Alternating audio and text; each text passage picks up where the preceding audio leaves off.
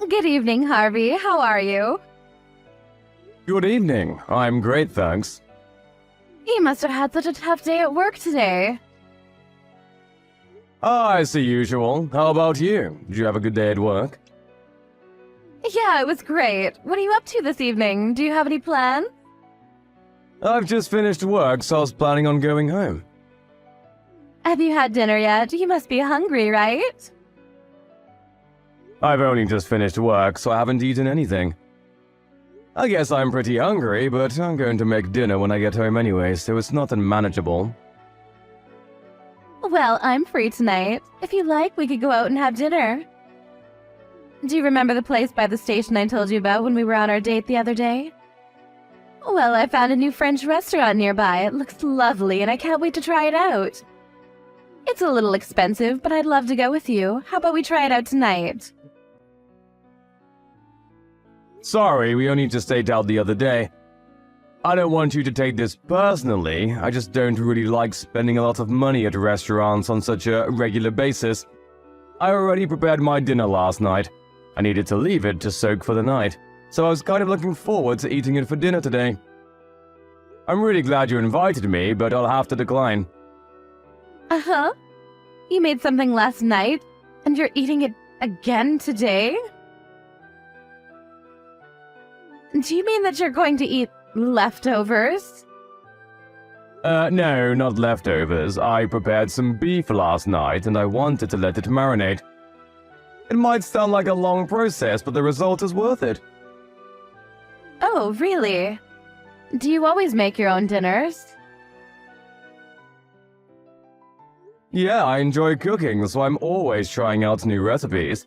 And I like the challenges of using up what's in my refrigerator to make dinner, rather than going out to eat or buying some stuff. Food keeping is more efficient that way too, less waste and all. Anyway, when do you want to go eat at that new French restaurant? I hear their duck foie gras is delicious. You want to eat the duck foie gras, right? Yes, I'd love to. Let's pick a day. I've been looking forward to eating there ever since I found out. Well, I'm afraid I'm still not sure what my plans will be for work next week, and appointments come flying in at last minute, so I can't promise anything. I don't know when I'll have time to go out. Even though I'm saying I really want to go, I'd like to go sometime this week. I'm sure you can make some time for me. You don't want to disappoint me, do you? You want to go this week? That French restaurant is expensive, isn't it? Considering the ingredient used, the meal you specified is bound to cost a couple $100. Yeah, I think it was around that much. What about it? Is there a problem? It's not too expensive for you, is it? I haven't gotten my pay yet this month, so I'd prefer to go somewhere a bit more affordable. Like I said earlier, I don't really like spending a lot of money eating out. I'd be really grateful if you could respect that. I know a great tavern that's really cozy. We could go there. Are you serious? You're being stingy. You did not just invite me to eat dinner at a tavern. What do you mean I'm not being stingy? I just like to spend my money wisely when it comes to food. I can't believe you actually just said that. You eat at taverns? And you think that you're spending money wisely? Harvey, you said you're 35, right? You're 35, but you still don't have enough money to spare to take a girl on a date to a French restaurant before payday. Clearly that's because you haven't been spending your money on stuff that's worth it up until now. So you want me to pay for the entire meal again, don't you? This is why I was trying to hint that I wasn't interested. What do you mean, again? You paid for dinner last time because that's what guys should do. And you'll pay next time too because you'll still be a guy. If you don't understand something as simple as that, then that's why nobody wants to marry you. Maybe you should read How to Be a Gentleman for Dummies before we have our next date. How can you be so stingy overpaying for a few $100s for a meal at a French restaurant? Every other guy in the world would be happy to pay that much. I had set high expectations for you, but now I'm really disappointed. I can't believe you turned out to be such a Scrooge. You're a waste of my time and a piece of crap for denying me one lousy dinner at a French restaurant. Sorry I couldn't match up to your impossibly high expectations. I should have realized that you were no good when we went to that Italian restaurant on our date the other day. I was glad that you agreed to the restaurant that I wanted to go to. But you chose the cheapest course, didn't you? I checked the price on the website when I went home that night. It was the second to last option on the menu. It's a universal rule that restaurants put their cheapest options at the bottom of the menu. Why would you do something that cheap on our first date? But you didn't even eat that course, so what's the problem? The second we sat down at our table and heard the waiter explain the course, you told me that you couldn't eat a lot, and asked me to change the option to a smaller but more expensive course. I had already made reservations, so I had to pay extra for the course that you asked for. Oh, you're just making excuses and being cheap. What's the big problem? So what if you paid extra? Do you really think that you can find someone who'll marry you if you say stuff like that? You want to marry me, don't you? But at this rate, I don't think I'm hooked. My impression of you is only getting worse and worse. You'll have to do a bit better than that, or you'll lose all chances of getting married. Ever. So let me give you a hint. You should never invite a woman to eat at a tavern ever again. That kind of place is for poor people. Why does it matter whether someone eats at a tavern or not? If it tastes good and I like the atmosphere, who cares how much the food costs? That's not the problem. The problem is that I deserve more than just a dinner at a tavern. You can't make me eat somewhere so common. Do you understand how embarrassing it would be for me if someone caught me eating in a place like that? I graduated from a famous private college and I'm working in a major company as a private secretary. I'm the best at what I do, and want me to leave my career to be a housewife for you, you'll have to provide more than that. You need to put effort into making me feel like a princess, do you understand? No, I don't understand. And I didn't know that you were so obsessed with wealth and with how other people see you. To be honest, I'm glad I found out before it was too late. You may have chosen to go out with me because I look cute, but you should know that I'm not just a pretty face. I have a wonderful character, too. But what about you? You're 35, you're not that bad looking, I guess. You can pass as average. But you're cheap and you like to nitpick about where you eat, and you like to cook. With your salary, you should have a maid for that. But no, you do it all yourself. What are you, an old woman? I was shocked when you told me that you didn't want to go out to eat before your payday, too. You should have enough money saved up now to go eat whenever you want. Why do you have a problem with spending money? I'm sorry, I didn't think you'd react this badly to how I spend my money and my free time. If you think that badly of me, then maybe we shouldn't talk to each other anymore. I'm not interested in going out to eat food with someone who'll insult me for how much I pay anyway. I want to enjoy my meals with someone, not impress them with a more expensive meal in a fancy restaurant. Are you rejecting me? You've wasted so much of my time and you're just going to give up on dating me? You can't do that. Well, I didn't mean to waste your time, but if that's what you think I've done, then maybe there's no saving this, or whatever this is. You're unbelievable. You don't understand how I feel at all. Can't you be a bit more sympathetic? Sorry about that. On top of that, you were saying at a speed dating party that you earn $100,000. Was all that a lie? Did you just deceive me so that you could date me? No, I didn't deceive you in particular. To be precise, I didn't earn 100,000, but... I knew it, you liar! I'm going to sue the host of that party. You should be more careful about who they allow to attend. I'll make sure you can never participate in another party like that ever again. And without speed dating, you'll never find someone to marry you. A liar like you doesn't deserve a second chance. You're already 35 and haven't already got a girlfriend, then you might as well give up. There's no hope for you. Nobody will ever want to be with you anyway. That's your punishment for wasting my time. You only get what you deserve. You say that I wasted your time, but we only had one date together after the speed dating event. And it's not like we spent a lot of time together that night either. We went out to eat at that Italian place and went home afterwards. You're talking as though we've been dating for weeks. Plus, you're the one to talk when it comes to age. You're older than me, aren't you? I can't believe you'd ask a girl how old she is. You're the most horrible person ever. I get it that you're not a gentleman, but don't you have any manners? A girl?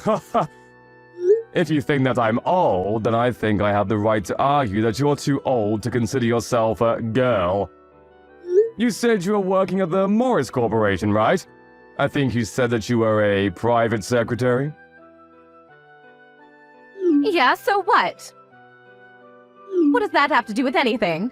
I happen to know the senior vice president of that company. I got the chance to meet up and talk with him the day before yesterday. I heard some really interesting stuff. What? How on earth do you know him? Where could someone like you possibly have met him? He informed me that there was no private secretary called Isabel Smith working there. What does that mean? You went on and on about me lying to you about my salary, but you lied to me about what your position is. I'm not officially called a private secretary, but I do things that a private secretary is required to do. He can't have forgotten about me. You say that, but what kind of stuff do you do? You don't seem to have made a great impression on your VP. Well, for your information, I check schedules and prepare coffee for the people in the department. What else would a private secretary do? Really? I guess that's all you can be entrusted to do. What's so funny? Nothing. I just thought that it's interesting that you're doing stuff that's usually left to the newbies. I would have expected a private secretary to be more involved and carry out more personal tasks that need more attention to detail than remembering how many sugars your employee wants in his coffee. Are you looking down on my work? Don't be so rude. I'm proud of what I do. It may seem unimportant to you, but it actually makes a lot of difference. I don't deny that even the simplest and smallest jobs are all part of the bigger picture, but if that's all you do, then I have some doubt about whether you're the best. I asked him about you. Huh? What did he say? He told me that he had heard a lot about you from your colleagues. Seriously? Has he been asking my colleagues about me? I wonder if he wants to go out with me. What else did he say? He says that you stand out a lot. He mentioned how you wear really flashy clothes, despite only ever working in the office. Yeah, well, I take care of the way I look. I'm always aiming to be my number one self. Since I'm so pretty, I guess that means the guys can't keep their eyes off of me. He also told me that you used to be pretty, but now, because of the way you dress, even if you were in the sales department, it would be too embarrassing for the company to send you out to visit clients if you were dressed like that. He said that he thought you needed to be more aware of your own age. That's pretty much what you said to me, so how does it feel to have your poison spat back at you? What? He said that I'm embarrassing? Why would he say that? I thought you said he was interested in me. I never said that, you just assumed. Anyway, I was really surprised when I heard this, but I found out that you entered the company in the same year as the VP. You entered the company after graduating college, and if you've been working the same number of years as him, then... What about it? If that's the case, then it doesn't make sense. What doesn't make sense? Can you get to the point? Your age, or the age you announced you were at the speed dating party. You told me that you were 38. But the funny thing is, the senior vice president told me he was 45 just the other day. You were lying about your age, weren't you? He's just misremembering things. He didn't enter right after college. He was... Yeah, he told me that he went abroad for 2 years after college before entering the company. But even then, that means he's been working at Morris for 22 years. You entered at 21, so plus 22 equals the sad truth you tried to hide. How dare you try to calculate a girl's age? Just how insensitive are you? You're not a girl anymore. If you at least owned your age, I would have had more respect for you. But instead, you just insulted me about my age and my spending habits. Even though every word would boomerang back to you. At first, you seemed nice, funny, and even smart. I wouldn't have cared if you had lied about your age because I would have understood that it had really bothered you. I wanted to talk with you more, but you just lashed out at me for not taking you to a French restaurant. You didn't even thank me for paying for the meal. And more the last time we ate, so I don't think I'm interested anymore. Let's forget this ever happened and go our separate ways. That's my line. I don't want to date a man that lies about his salary. If you don't have enough money to keep up with my needs, then I would have dumped you someday anyways. But you've really wasted my time. It's true that I didn't write the exact amount that I make, but that doesn't mean that I make less than what I said. I actually make more. But I don't like bragging, and I just thought that any interactions I had at that party would be artificial if I was honest. So I took it down a few notches. I wanted to avoid women like you, but I guess I got caught anyway. Huh? What are you talking about? I thought you were just a normal office worker. Yeah, I did say that, but it's not like my position makes me any better than an office worker anyway. I didn't see the point in clarifying. But just for the sake of rubbing it in your face, I actually own a company. It's just a venture, so it's not that big, but for the past few years our numbers have been going up, so we've made quite a profit. I've been investing in property too, so I earn way more than the 100k I told you about. Unfortunately for you, I used to be poor, so I can't get out of the habit of being careful with how I spend my money, even though I have plenty to spare. I've been putting most of my earnings into a savings account, and I just withdraw a fraction of the total to use the bills and groceries. And I just withdraw a fraction of the total to use for bills and groceries. I honestly enjoy cooking, so I still prefer to make my own dinners rather than eat expensive meals at restaurants. Thought you were just being cheap. I never knew you had a reason like that. I spend money on stuff I need to, like my house, suits, and my car. But I don't see the point in spending money on stuff I don't need to. I don't think it's worth wasting my money on someone I have no intention of marrying too. Like a dinner at a French restaurant, for example. You were deceiving me? But luckily for you, I'm willing to forgive you. I'll go with you to that tavern you were talking about if you really insist. I'll let everything you've said up until now slide. What?